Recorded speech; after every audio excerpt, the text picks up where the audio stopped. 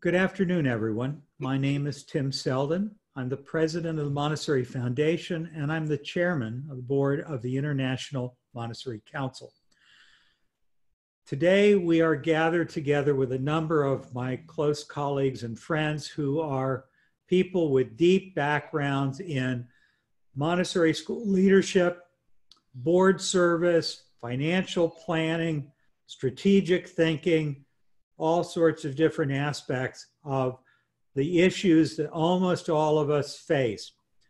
We have held a number of meetings over the last 2 weeks as this crisis has evolved. We started with town halls, which were mainly allowing people to tell their stories. I must tell you, today it is not our goal to spend a lot of time telling stories. We want to deliver information and thoughts to you. You may want to look at the recording later. Today's meeting will be looking at different aspects of how could a school respond to a situation that was unexpected and plan going forward. There are many, many different aspects of planning. We're not covering everything today. This is only one part of a much bigger picture. There will be more workshops coming up next week. You'll be getting emails if we have you on our email list, or if you're following our Facebook page, or if you're going to montessori.org, that's O-R-G, our website, and going to urgent news and announcements, you can see all the upcoming events. We are also changing format to some extent. In the future, you will not come to this particular web Zoom page. You'll go to a specific Zoom link for that meeting and you have to pre-register. There is no fee for these free things, but you will have to register. You could register at the last minute, but you do have to register. Without any further ado, again, I encourage you, if you haven't already done so, open up your chat room. Know that once we're done with presentations, we're going to allow some time for you to ask questions. Today would not be a good day to tell your story. Let's focus in on specific questions. So without any further ado, I'm going to turn it over to today's facilitator, my colleague, Jonathan Wolf, Senior Consultant at the Montessori Foundation. John? Thank you, Tim. Good afternoon, everyone. We're going to take a look at how school leaders in this kind of a fluid, uncertain environment can do planning for a number of different options. So it becomes intelligent, intentional, creative planning and not reactive planning. And we're gonna break this into two particular segments. The panelists that we've asked to attend to share their experience and their expertise, they have done a lot of contingency planning, scenario planning, either in other business organizations or in some case in military organizations, or they have been through disasters like hurricanes in a school setting. And so we're bringing a lot of wisdom about contingency planning to the table that we'd like to share with you. And we're initially going to have three brief presentations on three aspects of leadership thinking and leadership strategizing in a fluid crisis like COVID-19. We're going to look at contingency planning, sometimes called scenario planning. One group will give you a brief presentation on that. We're going to look at systems thinking, be sure that we're making decisions looking at all the operational aspects and all the constituencies of a school before we go launching ahead with the decision. And we're also going to look at what some people call after action reviews, or what we're going to be calling continuous feedback loops, stepping back and going, okay, what did we learn by this decision and do we need to adapt quickly so as not to make mistakes? So I'd like to introduce the first group, and I'm going to ask them to actually introduce themselves, which will be the contingency planning group. Mary Beth? Oh, that's not me. Excuse me, Val, pardon me. Great, thank you. Good afternoon. So Tim, could you pull up our slide, please?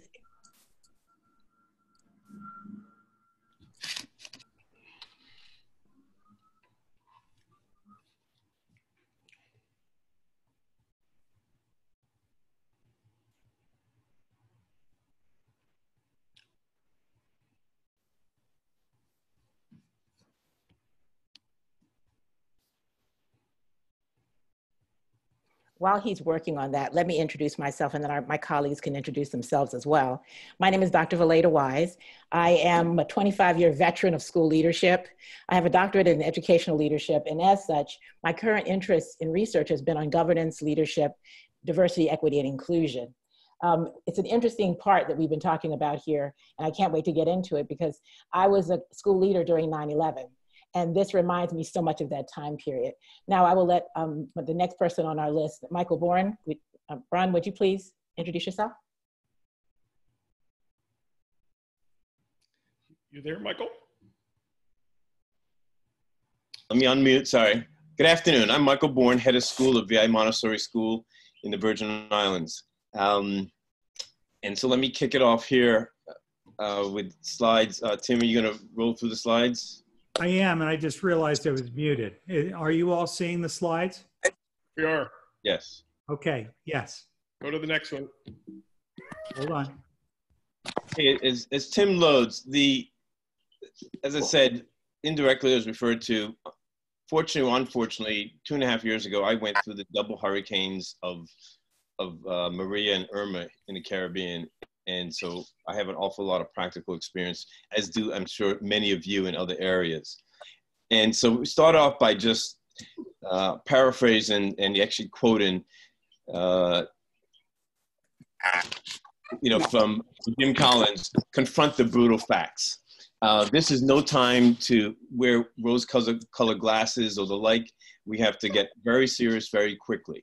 But the joy of this scenario is we're all facing the same crisis, and the goal is nothing more than simple survival. I'm sure there are future goals, but today you're trying to figure out how to be able to be around to improve your school for the future. And there are no easy decisions here. There are no painless decisions. It's going to be a very difficult process, but action is required. Procrastination. Okay. Please mute yourself, everyone, unless you're the one speaking. Procrastination it would be deadly. However, I got to tell you, I look at this scenario with COVID as not a great crisis, but as a great opportunity. We've all been presented a blank slate to build on whatever we want going forward. And you have to come to this party with a positive outlook, with an opportunity outlook of how we can not only survive, but become better. I'm hoping that before this crisis, parents trusted your school. They believed in the leadership of the school. They depended on the school. They had confidence in the school, and they thought it was a safe place for their children to be. You now need to take those analytical skills of yours, reconfirm those, and then go into the crisis to build on those. Those are litmus tests that parents are going to be evaluating it by. And hopefully after this crisis, their confidence in those categories, trust, leadership, dependability, confidence, safety, will be enhanced and not deleted or depleted.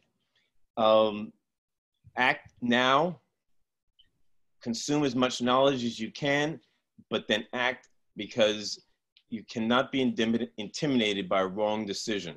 You can always correct a failed decision, but if you make no decision at all, you're going to get caught up in the crisis, and disappearing and failure is a very significant aspect. But now the last point on this scenario is, guys, we've been presented a terrific opportunity, because if you fail— Michael, can I just interrupt for a second? Are you seeing the slides? Yes. Okay. So you want me to go to another? You want me to go to the next So if you fail at this, no one is going to take it personally. They're just going to say you failed. However, if you come through this, shining on those points, people are going to think you're an absolute genius leader and have increased confidence in your school. So take advantage of this opportunity, this quote crisis, and come out of it with a terrific advantage against your competitors. Go ahead. No, I'm just asking if one of you were seeing it, because I couldn't be sure. Yeah. And so Okay, go ahead. Go to the next one. Yes. There we go. Hi, my name is John Moncure. I'm the head of school at the Montessori School of Camden, a charter school in South Carolina. I'm also a retired cavalry colonel, and I led a Montessori school in Beijing during SARS. So this is like deja vu in certain aspects. I'd like to talk about why we need to have a plan. First of all, I'm sure all of you out there, and me too as well, are experiencing something between concern and panic. And those are all emotions. One of the reasons for planning is because in the process of planning, we move from an emotional state to a thinking state. We're actually changing the part of the brain that we're using to address the situation we're in. Secondly, planning a future reduces the unknown to a manageable set of possibilities. And so it automatically decreases the anxiety because of the fewer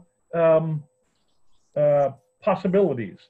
And the planning gives us a way forward going into the future. So now instead of being unknown, now it's A, B, or C.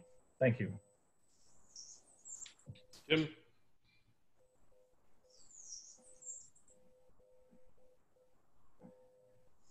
Oh, okay, I had to reset my stopwatch. I've put on this slide a number of steps that we need to use in creating a contingency plan.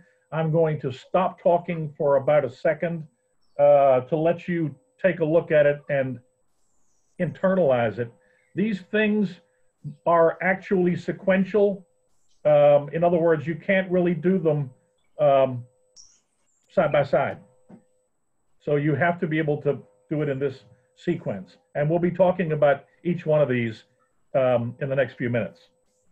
Thank you.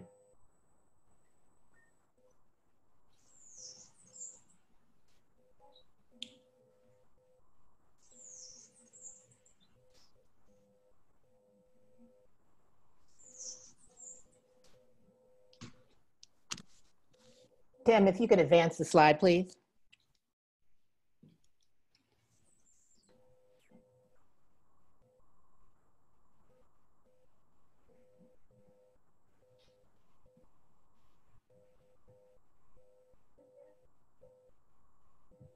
Okay, what we're calling articulating the threat, when we're all in the same situation, we need to be able to define what the threat is. We can't do that by coming up only with the most logical possibilities. We need to think outside the box, an expression I don't really like. But what we need to be doing is thinking of everything, no matter how outlandish, and then think about the outlandish, well, think about all of them, eliminate the outlandish ones so that we know we've thought through all the things that we need to do. Then we need to do them in sequence. We need to put the most important ones first. You know, everybody on the West Coast has a plan for hurricanes, and I mean on the East Coast has a plan for hurricanes, and on the West Coast has a plan for earthquakes. We got to think of the less likely ones once we've mastered the first ones. Thank you.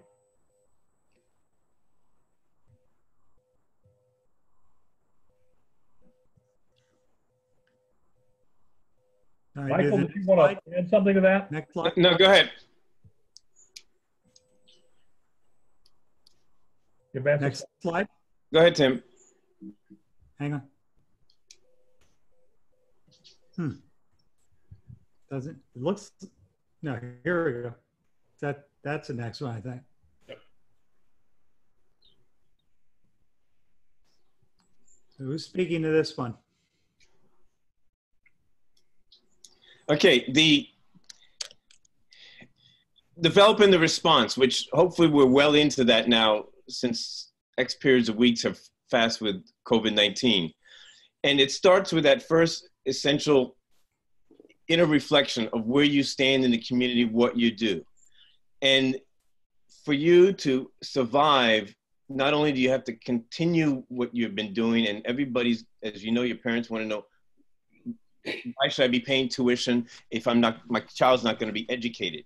And you clearly have to continue to educate the child in a new model or an existing model. Most of us have become complacent right now, executing distance learning. Some people I've talked to have actually just merely said, we're going to prepare for a better physical opening, but you have to evaluate what makes your school essential to the community, to your families, and why you need to survive this crisis.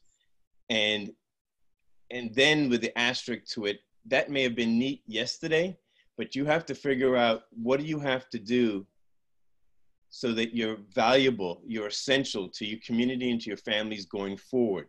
You may have been successful yesterday, but now you have to lay out that strategy of how you're going to be successful tomorrow. Why are parents going to want to stay with you through this crisis? As I said, I phrase it again, through this opportunity.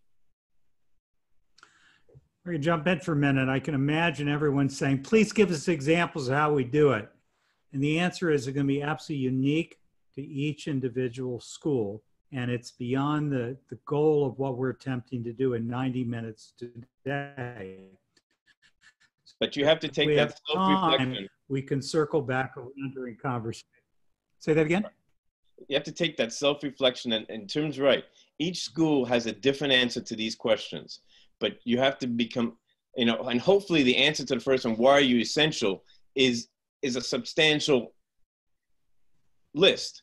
And if it's not, well, guess what? That's why I say it's the opportunity. It's that blank slate. You now have an opportunity to become essential. And you have to develop that plan ASAP as to how to become essential going forward, or else you won't be a viable school. Go ahead. Next slide, Tim, thanks. You see it? You do. You don't? Pulling the trigger, is it on the screen? It is. That's the one, right? Yes. Okay, who's speaking to this one? It's, John? John, mute No, yourself. it's Tim. Tim, it's yours. Good. I love it. Pulling the trigger. You can have the best plan in the world, as John Wolfe would remind us so often. Organization culture eats strategic plans for breakfast. What you've got to do is develop your talking points, develop your case statement, figure out, as Michael Bourne said, what is it that people ought to appreciate about you? This is all worthless if all you do is sit around and moan and groan and think about it and write it and try to craft the perfect email and whatever. You got to move. So, while there's many, many different steps, I think the key thing for this is you've got to figure out when are you going to do specific things, and the sooner you do them, the better, and know that it takes multiple touches before things begin to really take hold. So most people are doing daily emails from the head of school. Many schools are doing at least a once a week whole school community meeting. I mean, I go into all kinds of strategies, but what this is really saying is for every different scenario you might face, you need to think, at what point do I need to start planning this out? One of the reasons why we're here is my friend John Moncure used to work with the National Military War College. And what they do is they think about all the different things that could happen. Right now, we don't have the luxury of planning for everything that could happen. What we do is we know where we are, and we've got to figure out what might be happening next and figure out responses to different scenarios. So along with that comes, when do we do what? Very specific steps, and that will keep changing day by day as you keep noticing what's happening. A last thought is, in the classroom in Montessori, teachers are taught, follow the child, see what's working. In your case, follow the children, follow the teachers, follow the stakeholders, your customers. Notice what works and what doesn't work with them and adjust accordingly, and do it rapidly. Next slide. Just a moment. I just want to clarify something. I'm not sure. I just want to clarify. Pulling the trigger is not when we start planning. That's the scenario plans have already been put in place. And if this occurs, then we go to that plan. That's the pulling the trigger, just to be clear. John Moncler, were you going to say something? If you don't mind, I'd like to share a little Muddy Boots example. When we were preparing for combat at the National Training Center, one of the things we would always do is we would be in a defensive position waiting for, somebody like the Soviets to come at us. And we would determine exactly at what point we were going to initiate artillery fire, direct fire, all the other aspects of combat. And we actually would send somebody out to the spot and put a stake in the ground with a red flag on top. And when the opposition force got close enough, when they reached the red flag, that was the trigger. In other words, we identified a spot, in this case, a physical spot. In the case of our schools, it's not going to necessarily be a physical thing, but the trigger is actually a sequential event. When a certain thing happens, that's when you go into the next phase of the operation. Not a time of day, not any other factor. It's something that you've predetermined. And the beauty of it is that if you figured out where you're going to put your stake in the ground, at that point, you as a leader of school don't have to worry about, oh my gosh, is it time to execute our plan yet? You will have thought about it before you're at the crisis point. So it's a cool, collected, calm decision. They just cross where that red flag is. That's all. Thank you, John. Tim, can we advance to the next slide? Oh gosh, I get to talk again. This slide is almost self-explanatory, so I'm not going to belabor it. What's important about it is that if we've got a wonderful plan and we haven't identified by name who's going to do it, what they're going to do, when they're going to do it, it really doesn't, we can't coordinate those things at the last minute. That all needs to be coordinated in advance. So not only does the leader know what the whole plan is, but so does everybody else. I don't know if anybody else would like to add some concrete examples of this or not. Yeah, Michael, you have a really good example about financial standing and the questions that we can ask as school leaders. Could you talk a little bit about that, please? You want to do it at this stage? Okay. In evaluating where you're at this point, and many of us, I think the anxiety is based on money. Will students enroll? In our situation, we or continue to pay tuition depending on your structure. We're going back to that stake in the ground that John refers to. We're presuming that no one will pay tuition from here on out. And if indeed they do pay tuition, it's a windfall. Our contracts are quite honestly pretty, ironclad that say you owe tuition, whether they're school or not. I am not crazy enough to go out and start suing parents for tuition payments, which I contractually could, and destroy the school, because the goodwill that we accumulated over the last 10 years would be destroyed. So I may be legally right and morally bankrupt and physically bankrupt. So, that's when we do this planning process, we presume tuition line 0. And then the next line is, okay, what do we have on hand? Do we have 1 week's payroll on hand? Do we have 5 weeks payroll on hand? And then you start going through these matrix. One of the things that we talked about earlier, which I thought we'd talk later, when we always come back to it, it is my personal recommendation that all fixed asset expenses, mortgages, leases, insurance payments, insurance companies are reached out to us already talking about waiving insurance payments. You try and get rid of all those fixed payments and worry. Your most valuable asset of a school is what? Teachers, staff. So figure out how you're going to make that work. And the 25,000-pound gorilla in the room today is this Federal Relief Act that's coming through the pike is going to help each and every one of us make payroll. And the biggest thing you should do after hanging up from this call from the Zoom meeting is reach out and see where that's at, because that could be a lifesaver, which we didn't have before. So you inventory where you're at, what sources you have. And then yes, if you do these things properly, you'll be amazed at how many parents start to pay tuition, because once again, they go back to those matrix that I talked about in the beginning. Do they trust you? Do they believe in you? Do they want you to survive? And if the answer is yes, they're going to figure out a way how to send a check. Maybe it's not the whole check, but it'll increase the resources you have available. But inventorying your financial standing is the first thing you do, because even though parents, quite honestly, don't care about your financial standing, what are they worrying about? Are you educating my child? So that's their perspective, and you have to have empathy to that. But your first check is, how am I going to deliver education? And that, most of the times, as far as I see it, is that's code word for money. Thanks, Michael. Tim, can you advance to the next one? Of course.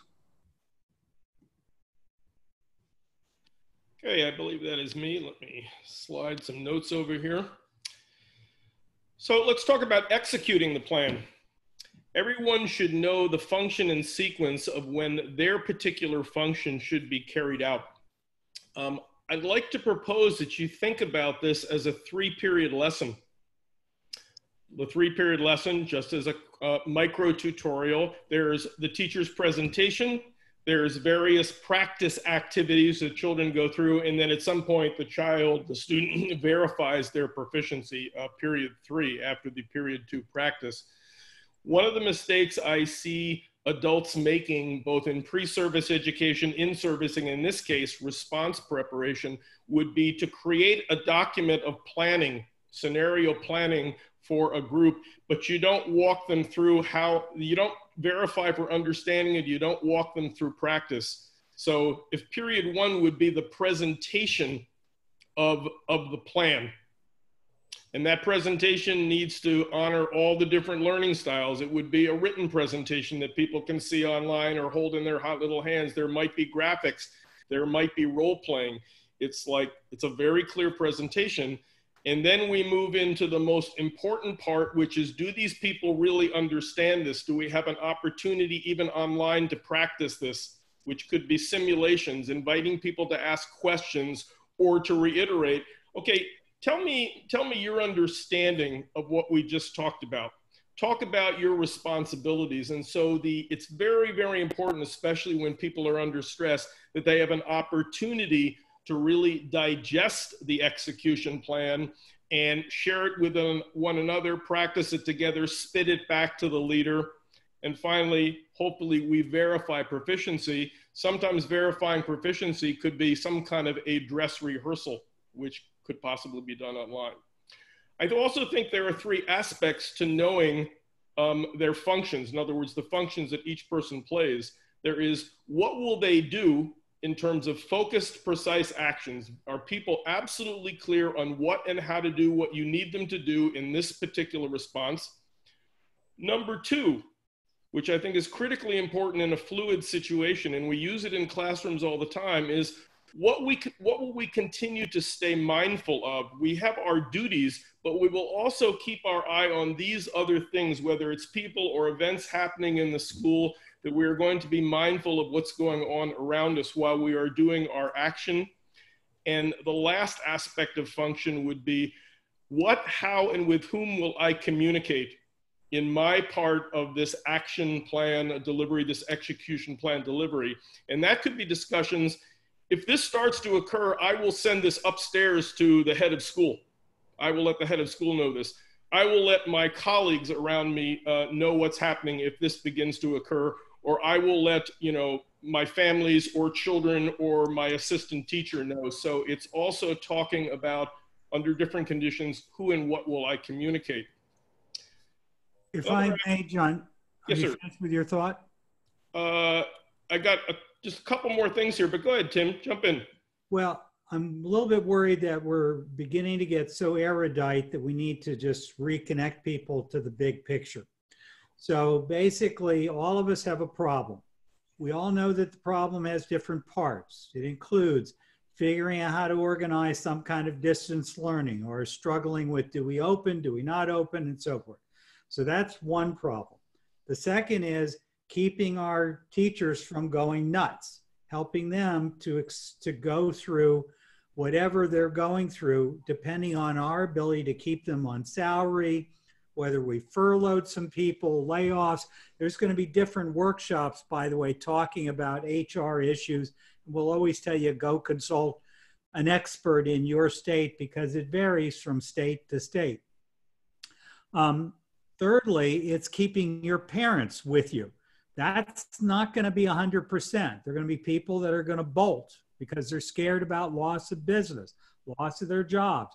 You're trying to, as Michael started, you're trying to help them remember or discover for the first time why they came to you in the first place, why it's important that they not simply throw you in the trash and walk away.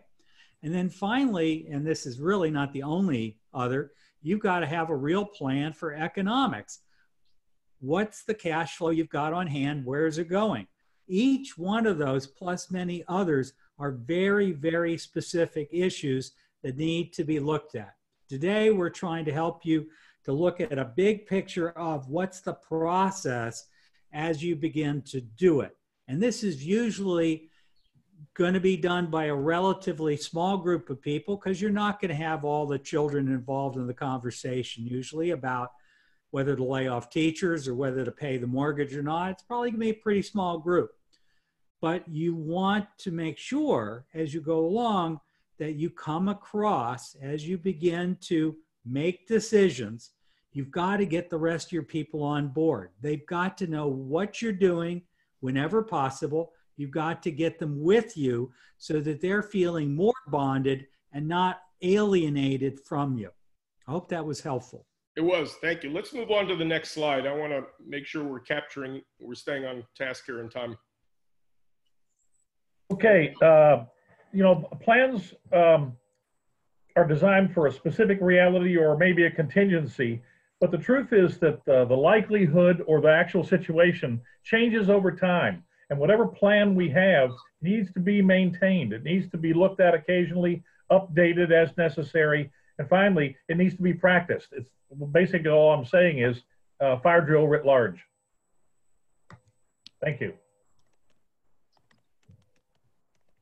So Tim, if we can go to the last slide. We've used a lot of our time, and I apologize to everybody for how much time, but if there are any questions regarding the things that we've just talked about, remember we're going to be talking about this again in the next 45 minutes of this section. So I want to relinquish this time to the next group, actually. Okay, Mary Beth, I'd like to introduce your group that's going to talk about systems thinking. Mary Beth, and if each of you would introduce yourselves as you present, that would be awesome. Mary Beth, you want to go first? Sure. Andrew, why don't you go first? All right. Hello, I'm Andrew Cutt. I'm the founder and head of school at Oneness Family Montessori School in Chevy Chase, Maryland. We serve children 2 years old through high school, and I'm very happy to be a part of this group to help us all navigate the challenges that we're facing. We'll talk more in just a few minutes, but that's enough for now. I'm Mary Beth Ricks. I'm the head of school at Bowman School in Palo Alto. We serve children age 3 to 15, and we're in the heart of Silicon Valley in California.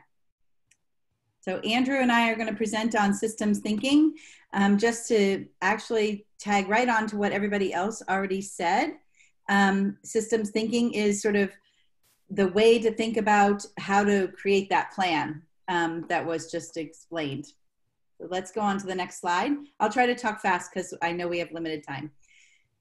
So just as an overview, systems thinking as opposed to traditional thinking is very linear. What do I have to do about this? What do I have to do about this? What do I have to do about the next, each thing? The teachers, the parents, the money, the next year. Systems thinking is looking at it all together as a system and how they all relate to each other. Can we go to the next slide? Okay. So as you begin to create this plan, it would be great if you even did it old school with a huge piece of paper on your kitchen table, but make a map for yourself of all the different types of students you serve in your school, because essentially your school is the students. And so they are our number one stakeholder that we have to be thinking about in this group. And how you answer each additional slide will depend on which groups you have at your school. Next slide. And then on top of that, write down your mission statement, have your vision statement printed out, and understand your school's values, because every decision you make as you're making this fantastic plan needs to ask yourself, are we staying true to our mission? Are we staying true to our vision? And are we staying true to our values? Next. Andrew, jump in whenever you feel like it. You're fine. Go ahead. Okay, so for each level of the school at this point in time, we've already have the crisis at hand, right? So most of us are worried about what next. for many of us, especially those of us in out where I am, where our governor just announced 2 days ago, we're going to even extend school closings. We don't even know. We haven't shaken to the bottom of the barrel yet. We don't know what will be in store for us. So a plan I make on Tuesday has to change on Wednesday, has to change on Thursday. But nonetheless, I can start planning for what does it look like when my students return? What does normalization look like? What does it look like for my students who are leaving my school at 8th grade and going to high school? Are they going to be prepared? If you have high school kids, what does college applications look like? And if every one of us needs to be thinking about the students' mental well-being needs, I firmly believe that this is a mental health crisis beyond what we've ever seen in our lifetime. And that is really where our focus should be, and less on the academics, but I'm showing my bias at the moment. Next slide. And then as you're thinking about what do I do next, you also have to think about your parent community. What kinds of families do you have at your school? What is their employment status? Are some people gainfully employed and are asking for a financial break?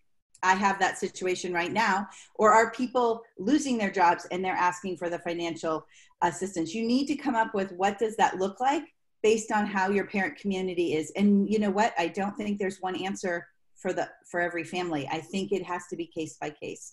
But the worries and concerns that your parents are bringing to you right now are very important for you to take into account as well. And then are there any gifts and talents that you can tap into your parents? How can they help you? Maybe you don't usually use a lot of parent support. Now would be the time to do that. And then again, do your parents at your school have mental well-being needs? Next slide. So thinking about the web of all of the systems, how are your teachers doing? What are their needs? Do they need to change their hours? Do they need to change what they do? Did people who are quiet rise up and shine? Did people who you thought were great fall through the cracks? Like where, you know, imagine it's almost like a sieve. You sifted everyone and everyone is now probably in a different place. And also, how are your teachers supporting each other? Long after this main crisis is over, we're going to need to have systems in place to support each other. And do you have a system in place right now that supports your teachers as you're planning to deliver all this online education? If your teacher needs to step away because he or she is sick or their family is sick, is it completely interchangeable and transparent so any member of staff can pick up that baton and run with it? Next slide.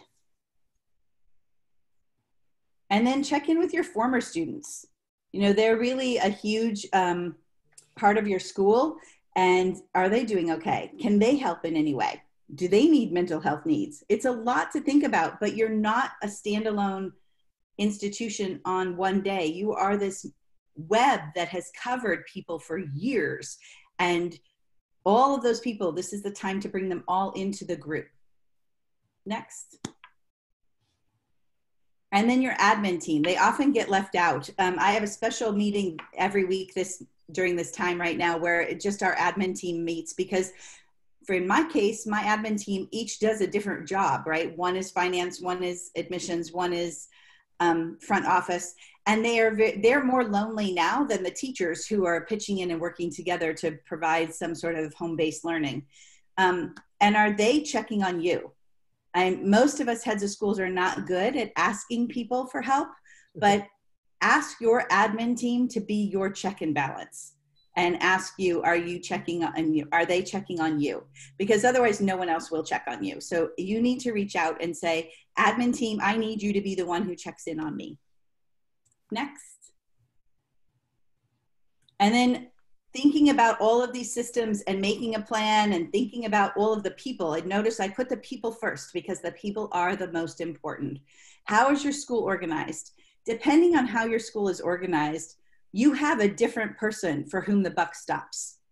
If you're a public or charter school, you are responsible to a different authority than if you're responsible to the Board of Trustees or you're responsible to a single or multiple owners. At the end of the day, who's going to make those decisions? And who's going to be the responsible party for when do we open? When do we go back to normal school? How do we know who what measure are we going to have to decide if you're well enough to come back to school or not? All of those decisions, somebody needs to be the buck stops here person for your school. And so you have to think about who that is. Next. And then program delivery. We all deliver fantastic, authentic Montessori to our children. So you need to be thinking as you're moving forward and planning, are you doing it online? Are you doing it with take-home packets? How is that happening during the crisis? And then beyond the crisis, do you have all the staff in the right places? Did you have staff that needed to step away because they had a loss, or they had some other person they have to now take care of? What is the plan for reopening? Do all the students come back together on the very first day? Do you have a plan for how to bring them back slowly, one group at a time? Andrew and I were talking about how I was thinking in my situation, I might bring my 3- and 4-year-olds back before anyone else because their parents need the most childcare. And they're the loudest speakers about needing childcare. Maybe you bring back your high schoolers because they're the most capable and you don't have to really worry too much about them. But that's what you have to be thinking about. How do you renormalize your school after these potentially 6 weeks, if we go till the end of May, time at home? Next. And then, of course, facilities and operations. You've closed your school. Hopefully you have someone who's going in and checking every day and mischief isn't happening. You have some security happening at school, but did you remember to order enough supplies? Can you even get supplies? How are you going to be stocked for toilet paper, since that seems to be the big issue nationwide? What does janitorial and maintenance look like? Are you ready to receive the students safely? Next. And then admissions. I just told this to my admissions director this morning. How we manage this crisis is our best marketing. And I firmly believe that. How we are presenting ourselves to our families is the best thing we can possibly do.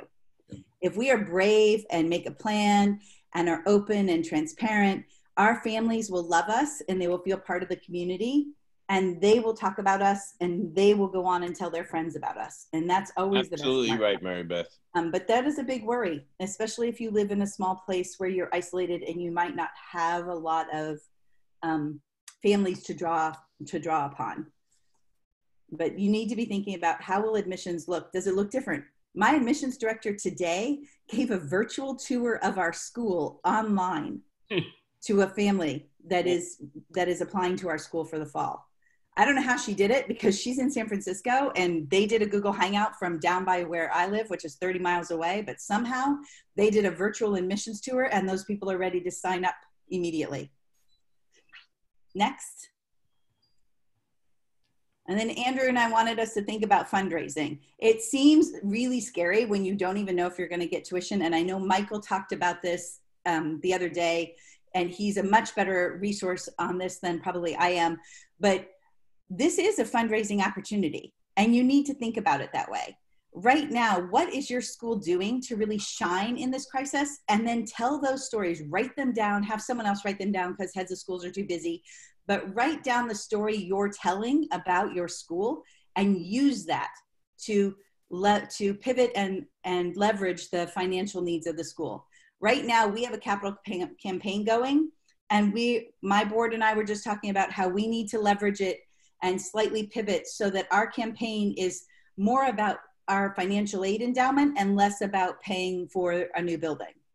And then I follow the motto, if you do ask, you'll get the answer yes, maybe, or no. So 2/3, not so bad. But if you never ask, you'll always get a no. So kind of keep that in mind. And then finally, next slide. Yes, and now when you've thought about all of those things, that's when you should give yourself permission to worry about the finance. Then you know, this is what my school looks like. This is our mission. This is our vision. This is who we really are, as I think Michael said in the previous slides. And how am I going to pay my bills? Can I afford to be this entity today, tomorrow, 5 months from now, and 5 years from now? And that's it. We'll take questions in the second half. Yeah, Mary Beth, I just want to reinforce something you said, and I'm going to take a page out of the Michael Bourne Book of Wisdom here. You reiterated in talking about your different constituencies that we need to ask, how can we help you? What are your needs? The other side of that coin, and there is research to back this up, when we stay in touch with our constituencies, whether it's our office team, our teachers, our parents, and we really show care for their needs, we can then turn around and go, and here's how you can help, here's how you can help us. And that includes alumni. So there is a relationship by showing empathy and then getting people involved in creative solutions. They're much more prone to do that when we've reached out to them to stay in touch with them. Thank you, Mary Beth and Andrew. Let's move on to the next group, which is the continuous feedback loop with Christina Torres. Christina. Hi, afternoon, everybody. I am Stina Torres. I've had many years in organizational change and leadership, and then also was the head of school for St. Croix Montessori for 5 years, which also included the 2 hurricanes that came through the Virgin Islands. We can go ahead to the next slide. So we've spoken so far about strategically thinking, planning scenarios. We want to talk now about, we have those scenarios, we've put them into action. Now, how do we accelerate learning around our team, in ourselves, in our practices, so that we can look at what we've done, look at it objectively, and see what we need to continue forward and what do we need to shift. So there's 2 parts of this that I think about. One is the what we're calling action review and how to respond with agility. The other part, I think Mary Beth really spoke about it in the systems thinking, is those continuous feedback loops where we're looking at the relationships we have, the interactions, and really thinking about how we're structuring the space and the situation so that we can get that information. We can go on to the next slide. So when I'm talking about action review, this is something that in a few different contexts, it can be something that we sometimes use the word a meeting debrief, postmortem, taking stock. It's fundamentally where you're getting a group of people together that are having a line of inquiry so that we can have shared understanding, and you're gaining this collective input of what did everyone observe, what did we do well, what do we need to maintain, and what do we need to shift, so that then as we're making the next choice, we can take that learning and incorporate it into our decision-making process. This is something that you can build into your team meetings. It can build into your planning sessions with your governance structures. This is something for me that I practice pretty much constantly. You know, now it's become such a part of my personal leadership style where I'm saying, what did I do well? Or who do I need to talk to? How can I invite in a new perspective to help me see the whole picture? So as you're coming up with these decisions, it's ensuring that you have a structure in place to have conversations and review what happened after, so that as you go to make your next decision, you've incorporated how the community is responding. So we can go ahead to the next slide. One, I wanted to make sure that I was giving some tools out for everybody. There's many different ways of thinking about action review and pictures. So visually, I really love the Human Systems Dynamics Institute. They have a series of questions that they talk about where we say, what is the problem? And not like, okay, tuition. Getting more specific, thinking back to the questions that we've heard earlier from our presenters around, okay, tuition, specifically, what is my question about tuition? Now that I understand, my question is, how much money do we anticipate bringing in this month? What's our decision about how we're going to address that problem? Is it even a problem? Now, so what? We've decided what our action is. How did it go? Did we achieve the results that we anticipated?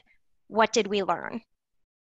And that's a iterative cycle that continues. We can go ahead to the next slide. So at minimum, what we're doing is we're consistently asking ourselves, having these conversations around what were our intended results? Did we actually get those results? And thinking deeply about how are we going to, what do we want to sustain? What do we need to improve? This can be especially helpful, this cycle and practice, for when you are doing something new, pre-planning, asking yourselves, what are the challenges that you can anticipate? So we all have scenarios and situations where we know that there's going to be a challenge. Invite that into the room and say, you know what? I think that this individual or this is going to be a barrier. Being able to think about what your barriers are is going to help you in planning your actions and your responses. And also, and I don't want to lose sight of something Mary Beth had said previously about those values and your intention. And Michael also about, knowing who you are. So for my school, going through the hurricane and the other crises we faced, our school always placed practicing with equity at the core of what we were doing. So we had been engaging in trying to make sure that every time we made a decision as a group, was it reflecting, was it inclusive, was it equitable to the community? And to do that meant that I had to invite perspectives that would help me see different points of views, think about the situation differently.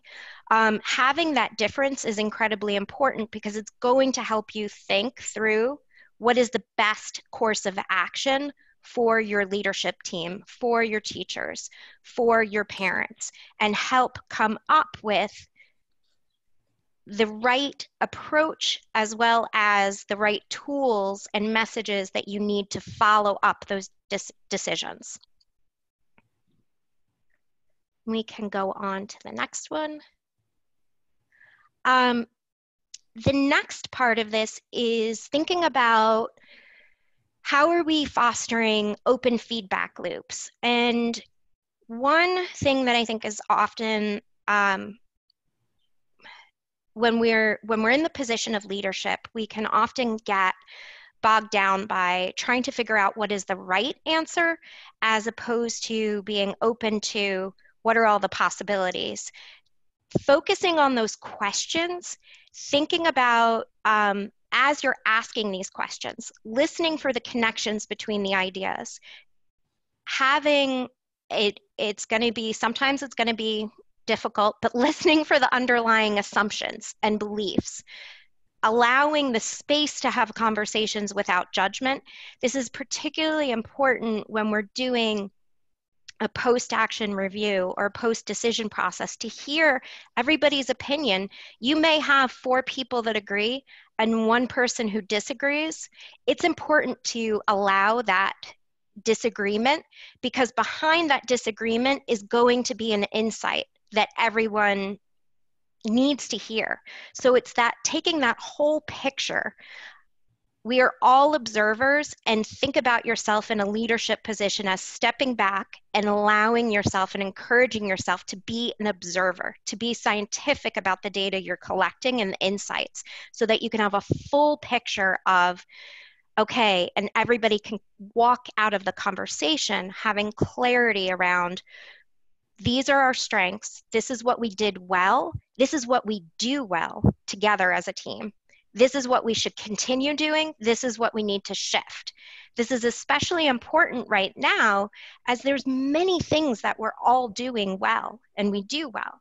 We don't always have to throw out, take the phrase, the baby with the bathwater. There may be one piece of a process that you need to adjust. So having regular team meetings, that's something that it's the format that changes. but you don't have to change having those regular conversations. Maybe we need to be more flexible to allow for the differences that everybody has in their space. Maybe it's not 7 a.m. anymore or 4 p.m. How can we do that in the middle of the day?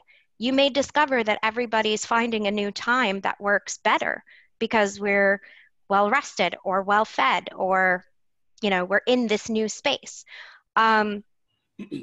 There's going to be it's looking for those opportunities for what to carry forward into your new normal.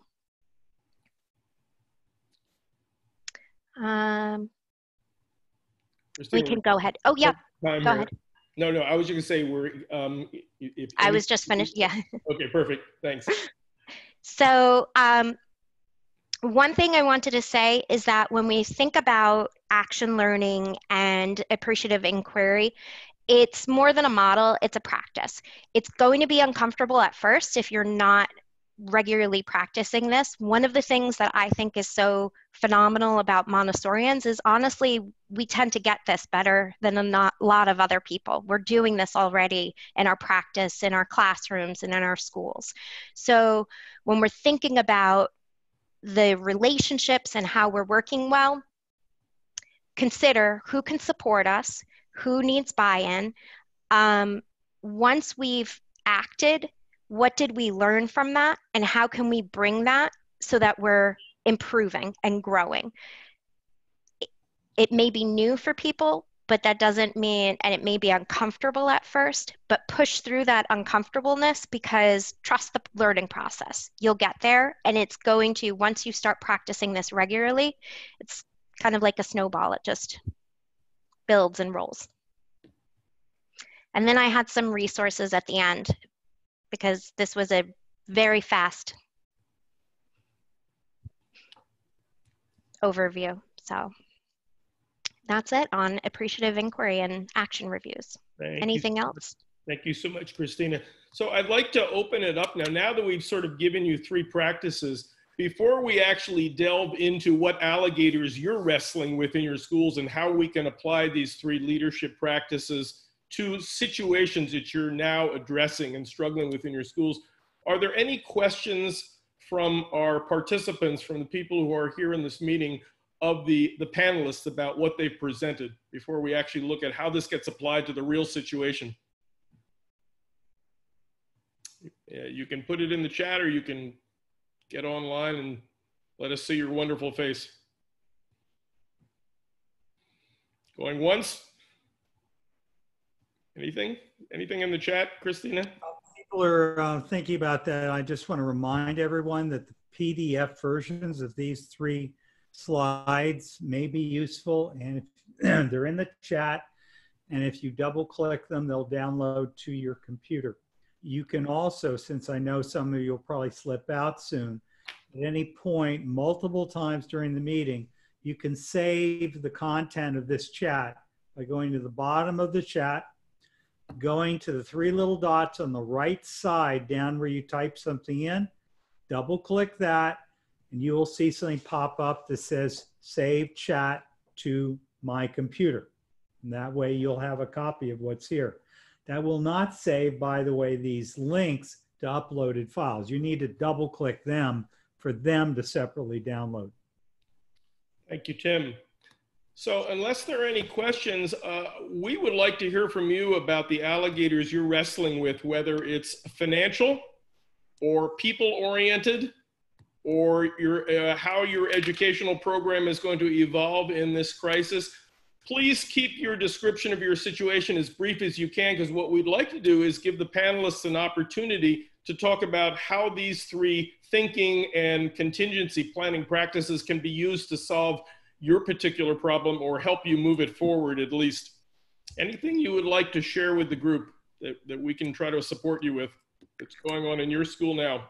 Yes, hi. I've raised my hand. My name is Natalia Bennett here at Mountain West Montessori in El Paso. Thank you. Good to see you. Hi. Thank you so much. First, so much gratitude for this group. It's a school for 32 years. We've been operating here in El Paso, have children from infant community to middle school. And we've been on spring break in the first week, this week, in launching our online program.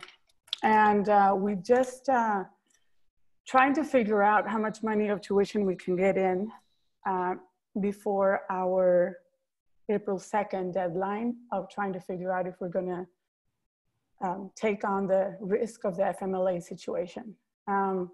So I'm juggling, you know, money that's coming in and the amount of stuff that I can keep. And of course I want everyone, I'm doing every scenario possible. 50% pay and 50% you get from unemployment. I'm really at a loss with that because I don't have time to figure that out. And that's huge for us, huge, because April tuition for me is like the stars. It's super important to figure this out, you know? So I know that we can plan, and everything that you guys have said in so many of the platforms, we have incredible staff, all Montessori and background people thinking this way. Natalia, if I can jump in, I know exactly what you're saying, and I know exactly how you feel. The first thing is you're going to need more help than you can get today from this group. Okay. What you probably want to do is talk to your CPA if your CPA is available, or find somebody in your family who's really good with numbers who will help you do a cash flow analysis and develop a cash flow budget. The second is I'd like to see if Kathy Leach, IMC Executive Director, is online. And if you can speak, Kathy, about any of the things we've got planned for beginning next week and beyond, for some of the ways of helping people like Natalia in having a smaller coaching situation to help her help. I mean, we'll all need that kind of small support group to think things through. Kathy, anything you want to jump in on? Sure, Tim. I can share a little bit with you, Natalia, about the fact that we're organizing smaller group cohorts, if you will, that will be mentoring circles. So there'll be a facilitator and someone to mentor and help in smaller group sessions, work with more of these individual problems that schools are having, because, you know, we do recognize that, you know, in this kind of a format, we can't do a lot of individual planning. We can use all of the principles that our team has shared with you and help, you know, walk through and help answer a few questions, but we can't do specific school mentoring. But we will, if you hold on, we will be doing that. And the announcement will come out this weekend on when the next groups will be starting and how to sign up. So in absence of more details, and you will be getting them, I'm going to turn it over to Jonathan because I know that you'd like to address. I do want to try to give her something that she can maybe get some help with immediately. I believe, correct me if I'm wrong, other panelists, see if I was listening here. I believe Mark Selden, Cindy Acker, and I think Mary Beth, correct me if I'm wrong, Mary Beth, has worked out some tuition options for parents that I think are really viable, that I'm wondering whether any of those people could provide some support to her, not necessarily now, but maybe putting your email in or getting them connected, because doing tuition options, I think, is a great way of thinking. Yeah, I'm happy to do that. My email is in the chat, so just reach out to me if you have a question. Thank you, Mary Beth. Yeah, this is Cindy, and my email is in the chat as well, and I'm happy to help. Okay, and maybe we can get her Mark's email also, because Mark has some great tuition option ideas. Okay, other thoughts or questions or needs that you'd like the panelists to try to support you with? We got a question in the chat about how to handle parents who think that online teaching is not actual learning and may ask for a refund on enroll. Anybody want to address that one? Either, and this doesn't need to be the panelists. If your school is sort of, you've got some solutions here and you're not one of our panelists, please chime in. Some schools are really, have given this some thinking before other schools. This is Val. One of the things to think about is that the research actually supports the fact that we're doing so much better with online learning, that we're seeing some great leaps and jumps in terms of achievement and student access to that. So you can tell your parents, even though we're just starting as a Montessori community figuring this out, that there is research to back up the fact that it does work. Mary Beth, how did you position this with your parents? Because I know you've been successful with this and the response has been good. Yeah, and the response has been good so far, but I am I'm deeply following the stages of grief from professionals and watching the shock and awe, and it's going to turn into a low and then back up to a high. So I'm not at the low yet, but I'm arming myself for that. What I've told my families is that our tuition is for a 12-month program paid in 9 increments, and that I have to run the school and pay the teachers. And we are going to be operating in June, July, and August. And so the payment they make in April actually is part of a 9-month payment they've made. And then with one family, I said, you know, just like your auto insurance is usually paid twice a year, that doesn't mean it doesn't cover an accident that happens at a different time of the year. So, you know, we do need you to realize that you're paying in increments. You're not paying for the month of service. It's not like PG&E for everybody else, that's our gas and electric company. Most Montessori schools don't charge after the fact. You charge before you've given the service. You do have to preload those things. Once I explained that I have to pay the teachers, everybody in my school shut up. But I only had 3 people who were fussing. I think it's important to be able to rely on what you do well, which is you're able to articulate the developmental needs and the characteristics of children, and then link that to how you're instructing. So as long as your technology, you're making choices that are developmentally appropriate at every stage, that's what you say. You're still teaching, it's just the format has changed. And it's be able to articulate what you do well, and I would not refund parents. Michael Bourne, Andrew, John Moncure, want to jump on this one?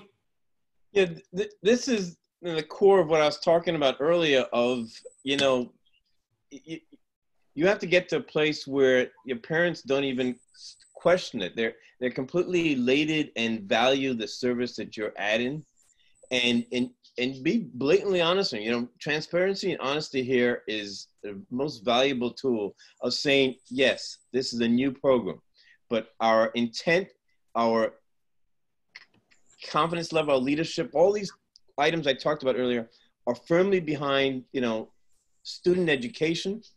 And we're going to continue to educate thy child so that you are more than a valued customer, that you're going to be elated with what we will do. I know there are a lot of anxieties out there. I know there are a lot of questions, and you take this opportunity. The other thing I tell my staff here, you know, I don't know about you, but many of my teachers always complain about interaction with parents. Mr. Bourne, I get along with the 4-year-old, but God, I can't get along with the mom and the dad. Well, guess what? There's a big fat softball now being thrown down your pike, where you now have an opportunity to learn your parents and interact with them. And you take this concern that they have, which is a rightful concern, and you turn it around and you befriend these people, and you make them your biggest ambassador. And you just avoid it. You know, we just take off the refund. We've had calls about refunds, and I said, and we've mitigated. Said it's the reverse. We're going to add more value to you, parent, now than ever before. We're going to be the savior. I don't know if you guys have seen the viral a video of a parent saying, I mean, I've done this for 2.5 hours. Oh my God, I love you teachers, because how do you do it for a day? You know, and that's the answer to the question of refund. You're joking, right? I'm doing you a favor. I'm not going to increase tuition. We're going to deliver a better program at the same price, and you're going to come to love us. And you walk them through it. And if it means 15 phone calls a day, God bless you, you make 15 phone calls. But you take this, going back to my basic philosophy, guys, this is not a crisis. This is an opportunity that's been presented to us that we need to grab hold, shake, and make it the best thing that have ever happened to us. So a parent calls about a refund, guess what? That's viewed in a positive light. That, God, I've been meaning to talk to this parent for a long time. She called, he called, and you jump on it. Thank you, Michael. I want to add something to Michael said. To help parents at this time feel that your school community, and specifically your teachers, are indispensable to their family, it's not only continuing to provide educational services in some online format, distance format, but it's also letting them know, and we're going to give you some ideas about how you can negotiate your parenting during this incredibly difficult time. I don't like to say this, but I'm going to say, in a sense, we are the therapists for Montessori parents now. We're helping them get through this period, and they will really appreciate that. And that's a second value added.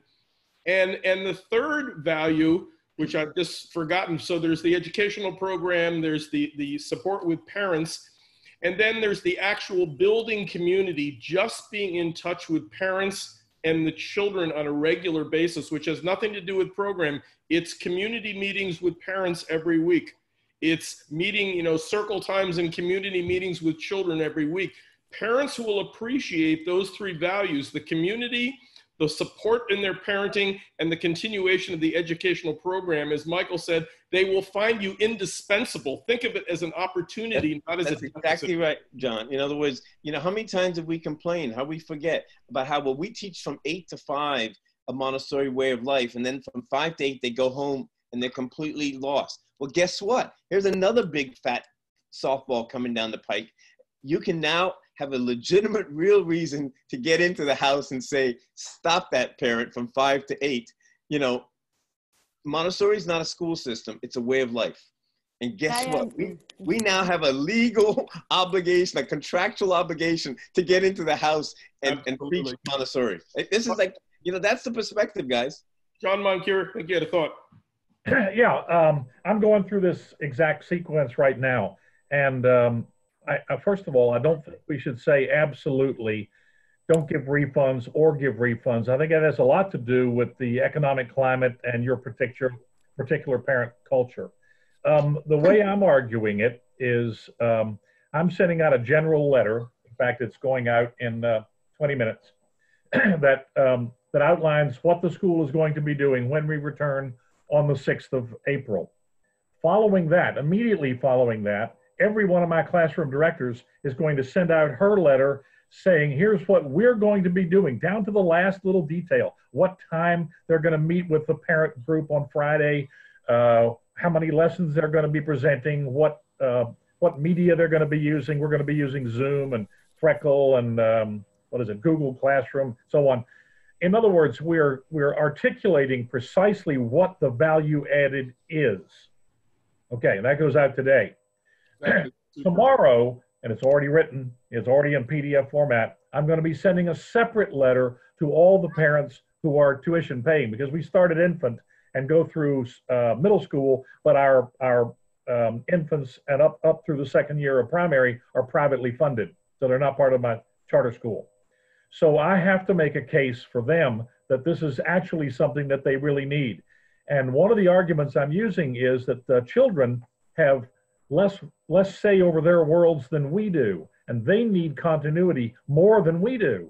And so we're going to be able to put lines on the edges of the highway at home, just like Michael said, a big fat softball, I think. It's a wonderful opportunity for us to help, not necessarily parents, because that's not who's going to be with these children at home. It's babysitters and grandparents. Yep. And they haven't a clue of what we do. So I want to make sure. Oh, sorry, John. Mary Beth, I think it's something. Thank you, John. Yeah, I just wanted to also say it's not just connecting with the children on Google on a Hangout or a Zoom, or the parents in an informational thing. Also consider how your school has daily traditions or weekly traditions, and how you can do those virtually as well. That's actually more important than trying to figure out how to do the stamp game virtually. So for example, our school is doing the weekly birthday celebrations. They do that online, and they wish the child a happy birthday. The teachers have gone and got the birthday candle from the classroom and brought it to their house, and they blow it out. And every day from 8:30 to 9, I stand in front of my front door. My laptop is on a ladder, so it has to be at the right height. And I virtually shake every child's hand every day for the last 2 weeks. And this came actually as a request of my 8th grade boys. 3 boys wrote me and said, we've shaken your hand for 9 years. Does it have to stop now? And so I decided that was worth listening to. And so every single day, it's really goofy. My neighbors think I'm a nut, but I'm out at my front door for 30 minutes just saying, good morning, good morning. I usually have about 50 to 60 kids logging on. Wow, wow. Yeah. I think there's some questions. I saw some hands being raised. So. Renee Farkas had a question. Sure, yeah. I just wanted to support what I've been doing at my school. I've really been taking off with the Parents as Partners theme, which is a theme at our school anyway, and talk about how, you know, children's learning is not just at school, and that the home has always been connected to the school, and that's how we help each child reach their greatest potential. And I haven't used the word closed or shut down at all. And I met with the students before we made the decision. I said, we're not closing. We are going to be learning from home. We're shifting how we deliver the lessons, and that the classroom learning is not just about learning in the classroom. And look at the colleges, and people are doing that way before we did. And we're just shifting right now because we are in a crisis. I also agree that a crisis brings out an opportunity. I tell my teachers we're never going to have a snow day where you do nothing anymore, because you're going to have to teach online. And so I think constantly reminding that we did not close school, and many of the skills that are in our own values of what our students are learning, time management, flexibility, organization, communication, collaboration, this is all real online. This is all happening while they're online with us. And this is a great, you know, added piece of that's even more than what they learn in the classroom. So in just closing, I agree with all the building of community. And I just finished this week having virtual teas with the head of school for each grade level. Wow. And they were phenomenal. All they did was praise me. It was great. And I found one little tiny issue. So, and now I'm putting them in recurring every week. And if only 5 people show up, as Tim Selden taught me, you don't need a full room to make connections and build community. And if one shows up, I'm going to really build my relationship. Brilliant strategies, Renee. Speaking of strong school communities, we have Andrew Cutt here from the Oneness Family School, and I know he's all about community. Andy, you want to chime in here for a minute before we go on to some other thoughts? I think there's been some really good ideas shared, and I can't really, you know, add that much. I wanted to echo, though, something maybe Michael said in a previous meeting, and that is that and he's obviously said it today in different ways, just to stay strong in the confidence of the community that we've built over the years, right? We have a tremendous amount of goodwill that we've built up through the 1,001 little efforts we've made all these years. And so let's just trust in our community. And I agree with continuing to connect with them and to get their feedback in as many ways as reasonable. But I also agree with not waffling when it comes to standing firm in the fact that if we start willy-nilly giving refunds to everyone for any reason, then we're on a very slippery slope, and that word's going to get out. Yeah. That word's going to get out before you even get it out of your mouth. And then people are going to be asking you for refunds till the cows come home. I think, yes, you can consider that depending on your situation and depending on the financial situation of any family. But I also feel strongly that we have to be honest, as Michael said, and to say to people that we want to continue, and the community is valuable enough that we want to invite you to join us in keeping our schools strong and sustainable going forward. And that starts with paying our teachers, but it also starts with having financial viability looking forward to not just this year, but to next year. Thank you, Andrew.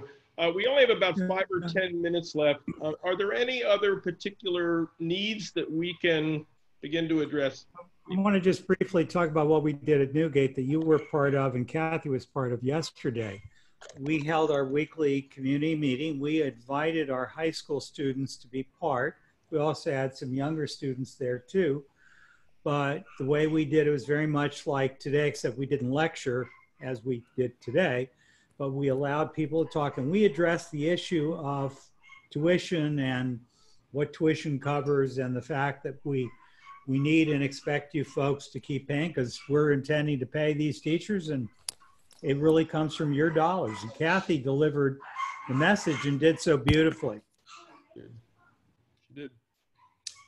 Any other thoughts, questions in our closing minutes?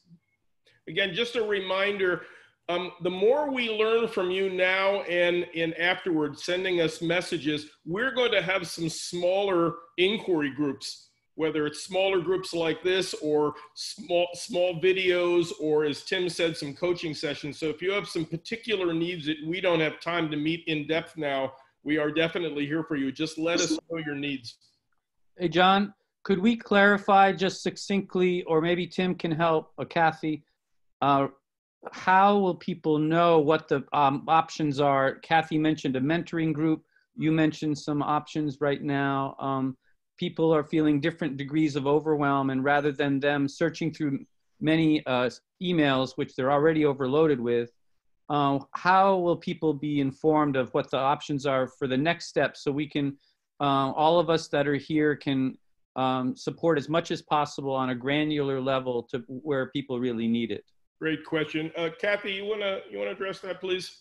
Andrew, I think it's really important to know that we are putting it in a variety of places, but probably the very most up-to-date place is Montessori.org.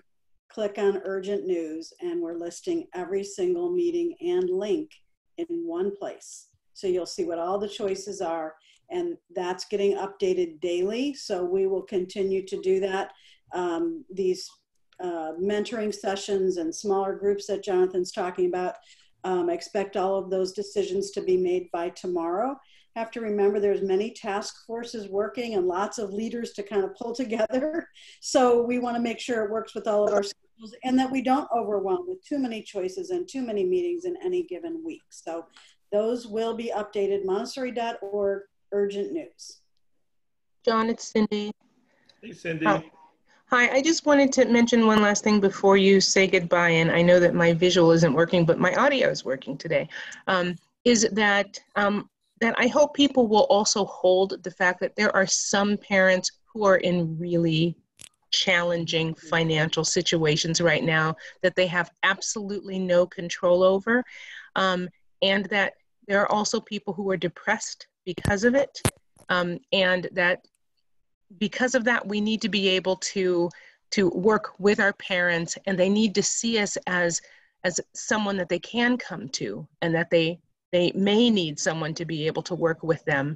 And so it's easy to be able to say on some level, people need to keep paying their tuition, but listen for the people who may be having the challenges and who are saying, I'm not discounting Montessori education, I'm not making it. I can't float, and I just can't see where I can swim. And so they need someone to be able to say, let's look at this a different way, and let's come up with some other options. Cindy, as you always do, you adding empathy to contingency planning. You know, we have to in very, as John said, in very intentional ways, think about all the different ways this could morph out and what we're going to do to support our people and save our schools. But we also have to be really, really good listeners. And the interesting thing I found as a head of school, the more I listened, the more I started to think about creative ideas that actually came from the people who were sharing their stress. So the two can really work together, empathy and innovation. Thank you so much, Cindy. Sure. Christina, were you going to mention something before we wrap up? Just along those lines, I will say that it may not be, so what we did, so predominantly the most of our families were low income. And so what we did during the hurricane was slightly different than what we needed to do a year later, when there had been delays to families receiving income packages, families had been out of employment for a long time.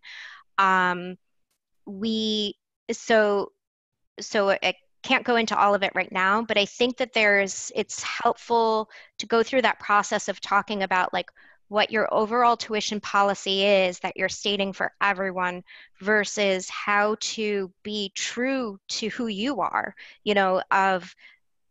I care about these families and I want to recognize their situation, and how do I work with them?